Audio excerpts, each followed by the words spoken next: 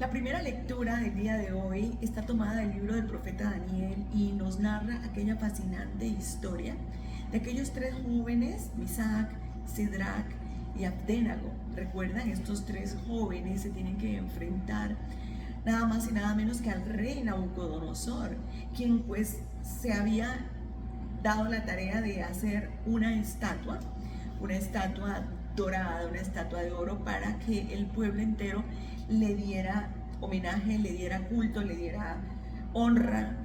Y pues el que no lo hacía, pues ya sabíamos lo que le tocaba, ¿verdad? Le tocaba la muerte. Entonces, a oídos del rey llegó que había tres jóvenes que eran del pueblo de Israel, que estaban totalmente negados a hacer la voluntad del rey.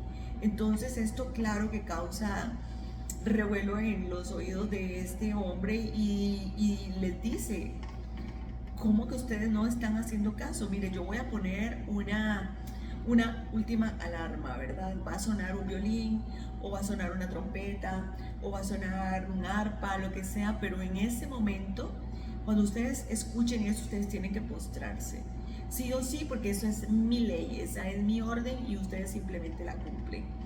Y pues al final les arroja una frase como muy incitante, ¿verdad? Y les dice, porque al final, que Dios a ustedes los va a librar de mis manos. O sea, ustedes están en mis manos, ya, de aquí no van a salir, o se postran o mueren. Esa fue la sentencia del rey, ¿verdad?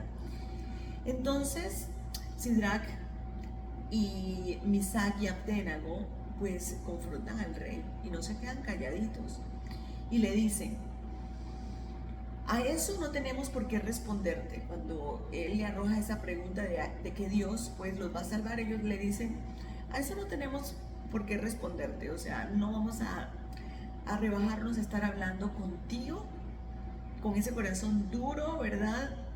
De que nosotros tenemos un Dios que está por encima de ese objeto que usted ha hecho, ¿verdad?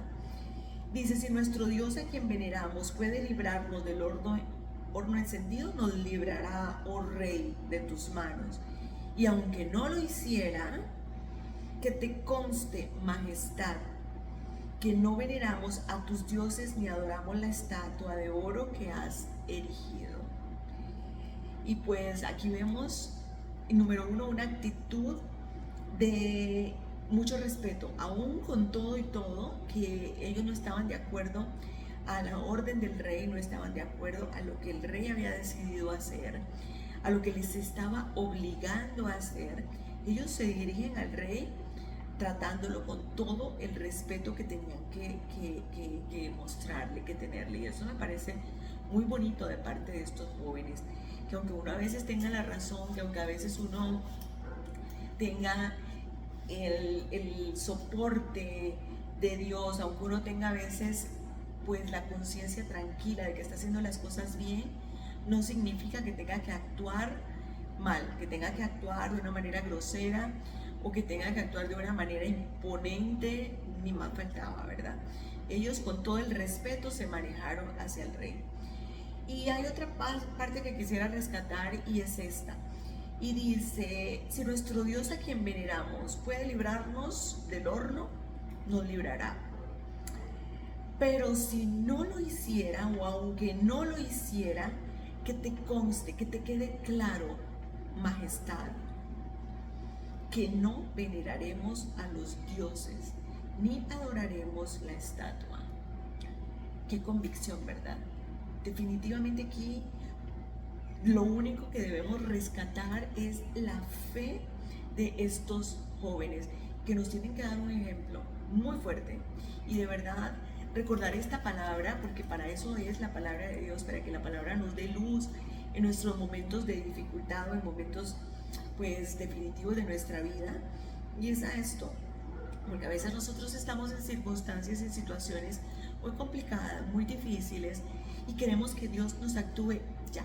O sea, queremos la respuesta de Él ya, queremos la actuación de Él ya, y muchas veces llegamos a condicionar nuestra fe porque Dios no nos soluciona. No es la primera persona que dice, ya yo no creo en Dios, porque la verdad que Dios a mí no me escuchó, no hizo el milagro cuando yo quería, cuando yo más lo necesitaba, se quedó sordo, se quedó callado, no actuó y no.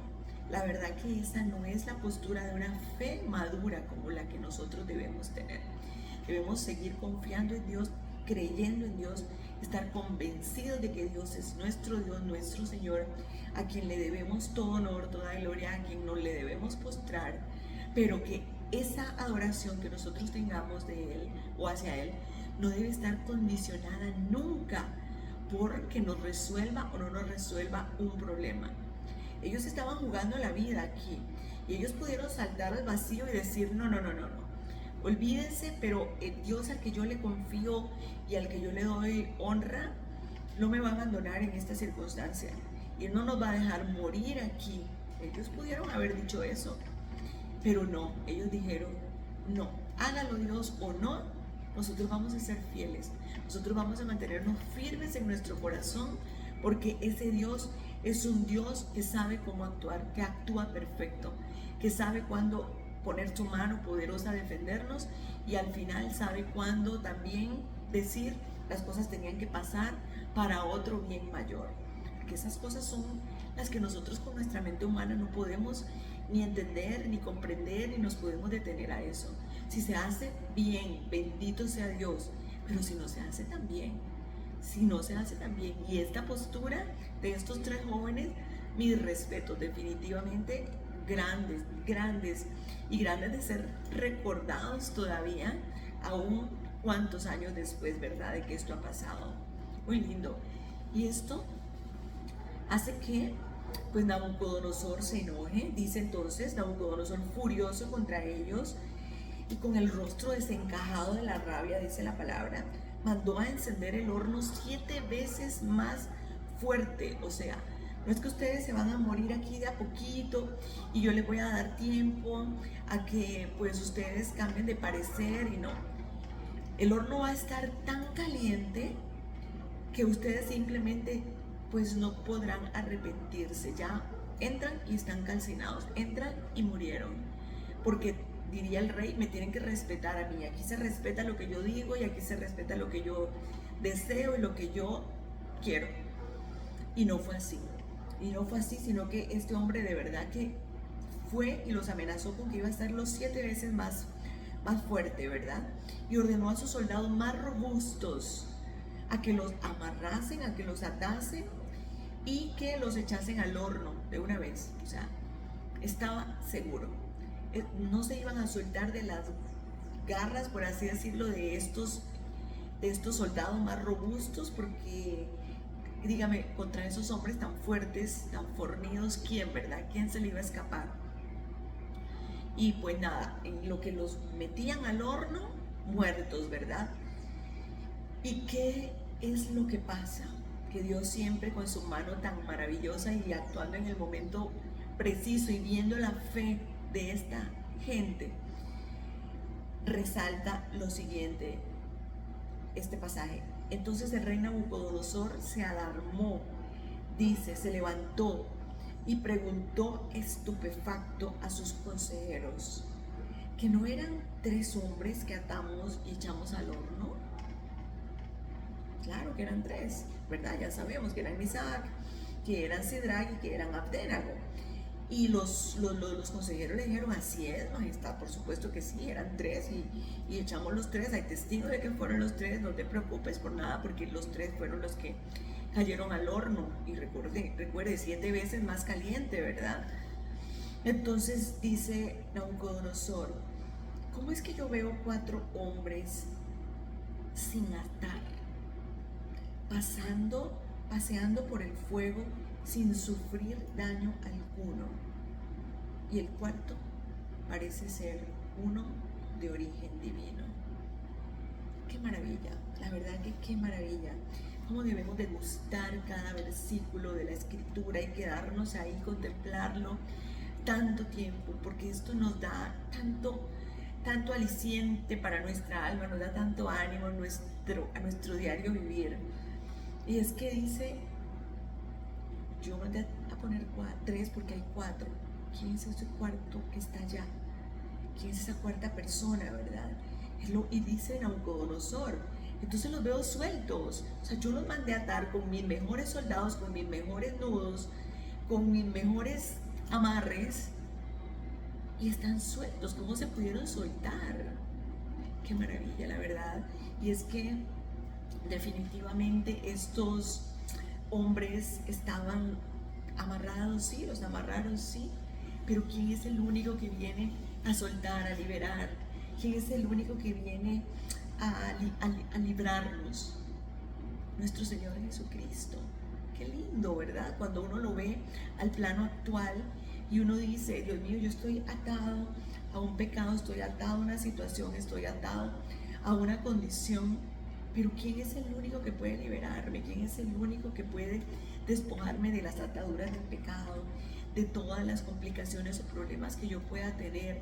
¿Quién es el único?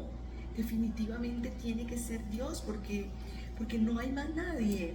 Entonces, con todo esto, entrar a un horno 7 veces más caliente, más tenaz, más fuerte, más mortal, y verlos a ellos paseándose como si nada, o sea, mínimo en el parque, dando vueltas y nada, para que los vean felices y tranquilos, y no 3, 4, el respaldo del Señor siempre, tras nuestras acciones, ¿verdad? Tras nuestro actuar.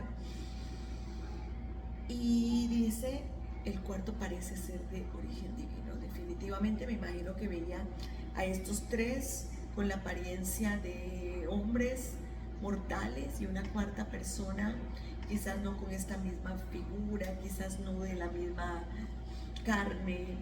¿Qué vería?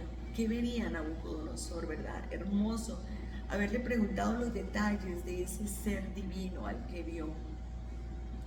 Entonces esto hace meditar a Nabucodonosor, y él dice, bendito sea el Dios de Sidrac, Misac y Abdenago. Bendito sea, fueron palabras que salieron de ese rey. Dice que envió a un ángel a salvar a sus siervos.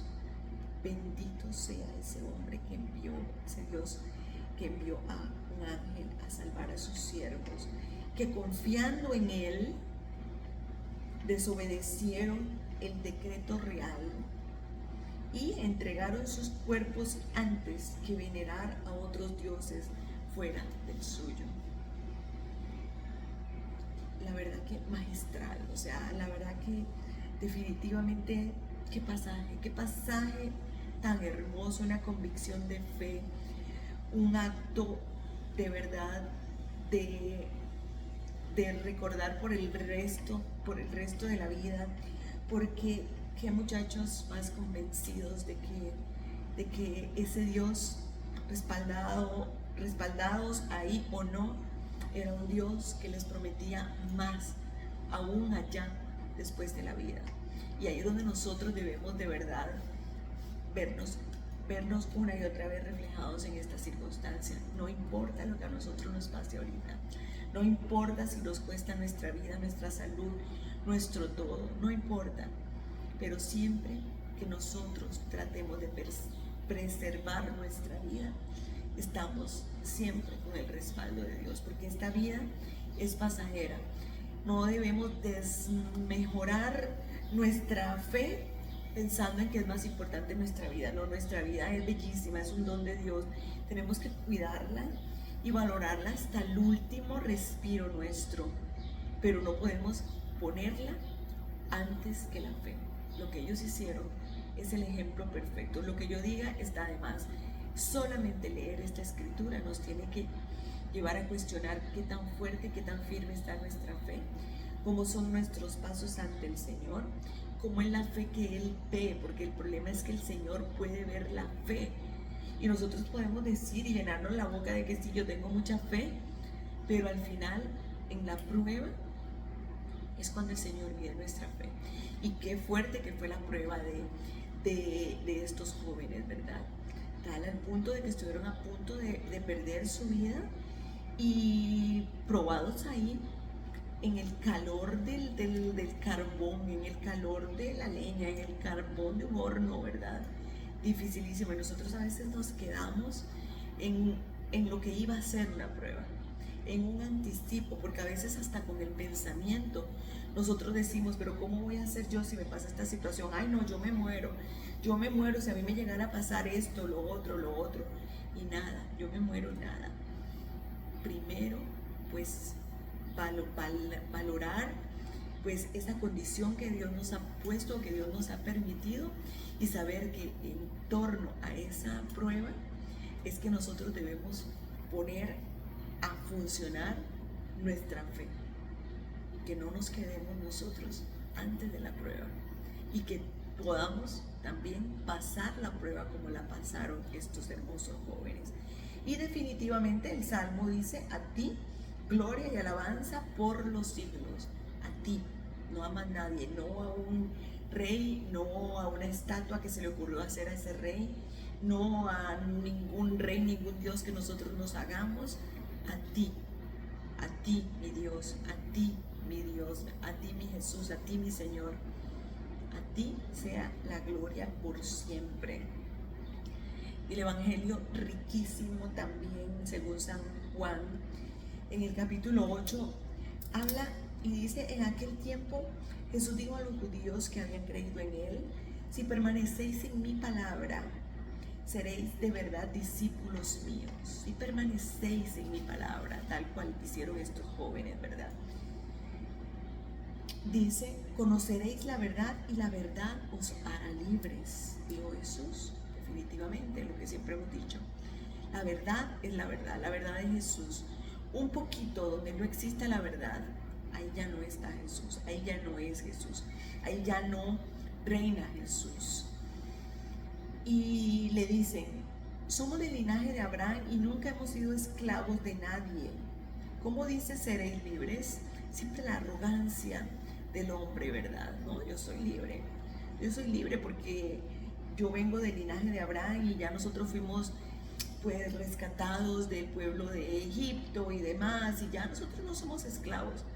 Pero lo que a veces no tenemos conciencia es que estamos esclavizados a otros dioses, ¿verdad? Y Jesús les contestó: en verdad os digo, todo el que comete pecado es esclavo. Claro. Número 1, el primer mandamiento: amar a Dios sobre todas las cosas. ¿Y por qué ponemos a otras cosas en el lugar de Dios, verdad? Ya ahí no estamos cumpliendo el primer mandamiento. Y de ahí se desencadena la serie de pecados que ya todos sabemos. Pues sí, el que comete pecado ya no es como el esclavo del Señor, como lo hubiera dicho nuestra Madre María Santísima, sino que es esclavo del mundo, es esclavo del enemigo, es esclavo del pecado, es esclavo de su propio cuerpo, de sus propias pasiones. Entonces Jesús le contestó: en verdad os digo, 2 veces en verdad, o sea que es muy verdad lo que va a decir. Todo el que comete pecado es esclavo. El esclavo no se queda en la casa para siempre. El hijo se queda para siempre. Y si el hijo os hace libres, seréis realmente libres. La libertad que encontramos a través del Señor, la liberación que Él vino a hacer, la hizo por nuestros pecados, pero no para que nosotros sigamos en nuestra condición de pecados, sino para que tengamos conciencia de qué mal hace el pecado en nuestra vida y que nosotros debemos renunciar al pecado, dejar al pecado, para no hacernos esclavos del pecado y que el pecado no sea el que nos domine, sino ser esclavos del Señor y que sea el Señor el que nos dirija. Muy importante esto. Y dice: ya sé que sois linaje de Abraham. Jesús lo sabe, Jesús estaba antes de la creación. ¿Cómo no puede saberlo Jesús, verdad? Sin embargo, tratáis de matarme porque mi palabra no cala en vosotros. ¿Qué frase? Definitivamente queremos opacar a Jesús desde aquellos años, desde aquellos tiempos y desde siempre. Recordemos que todos los profetas fueron perseguidos y todos los profetas los mataron por estar diciendo cuáles eran los pensamientos de Dios, cuál era la voluntad de Dios. y ningún profeta caía bien. Ningún profeta era el amiguísimo de todos, no, solo de algunos, los que escuchaban, los que tenían temor de Dios.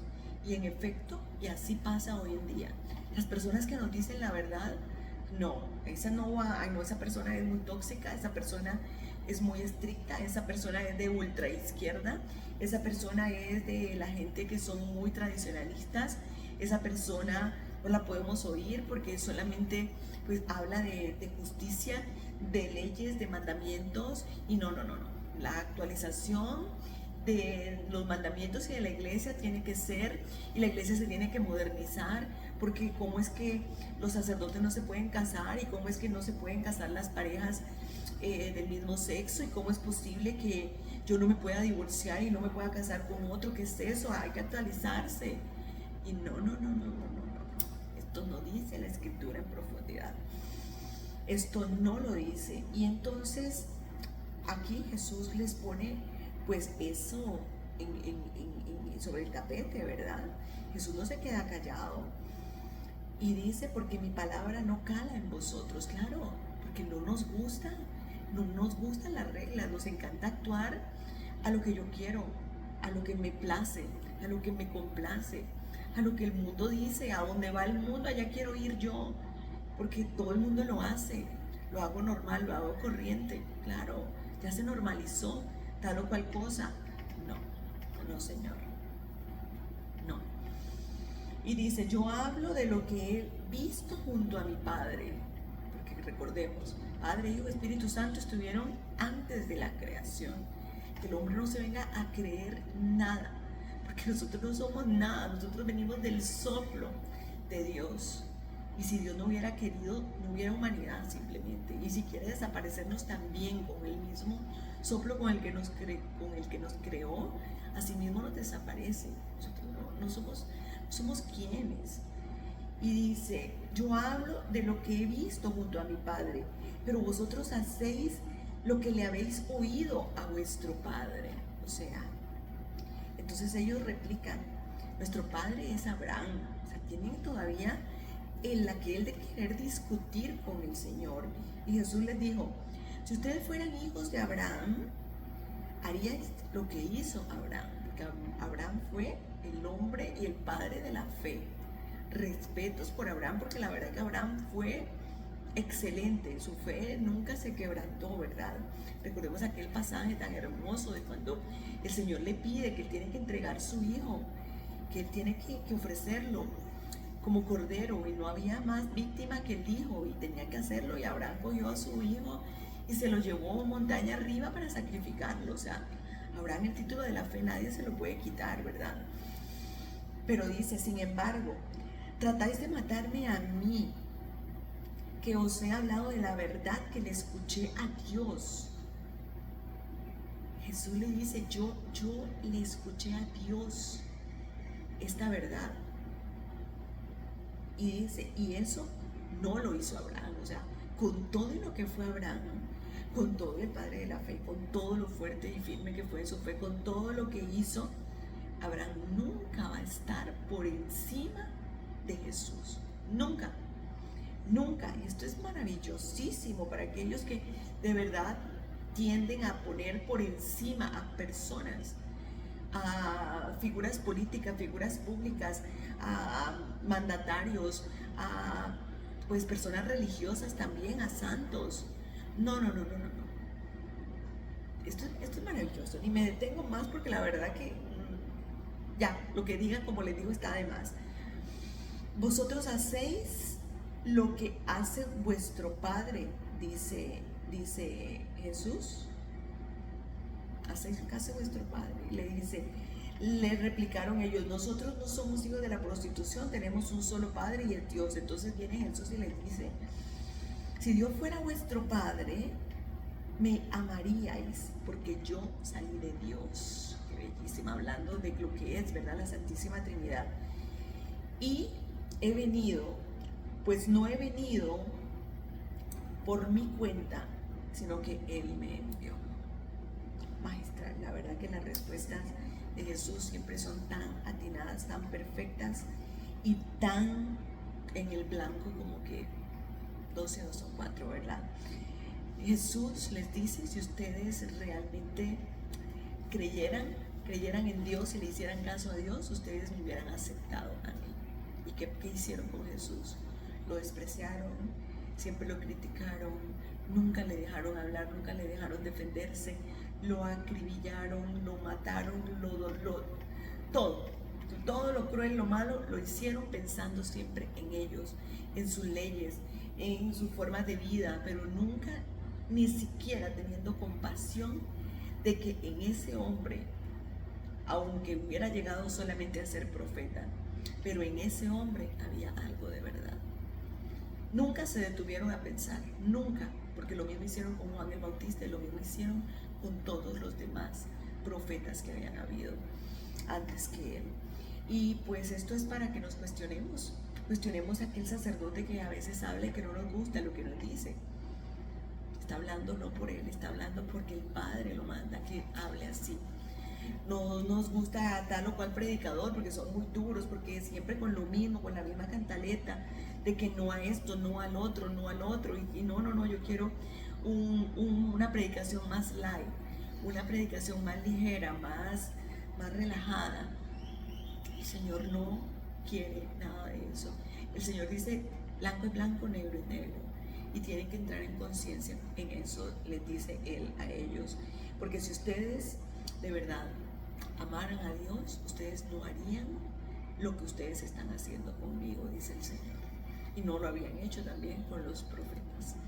Hermosísima la palabra de hoy, hermosísimo el Evangelio, hagámoslo parte de nosotros, de nuestro diario vivir. No nos quedemos un solo día sin meditar, aunque sea una palabra, ya sea de la primera lectura, ya sea del Salmo o pues del Evangelio, porque siempre en ellos vamos a encontrar la luz para caminar en nuestro diario vivir.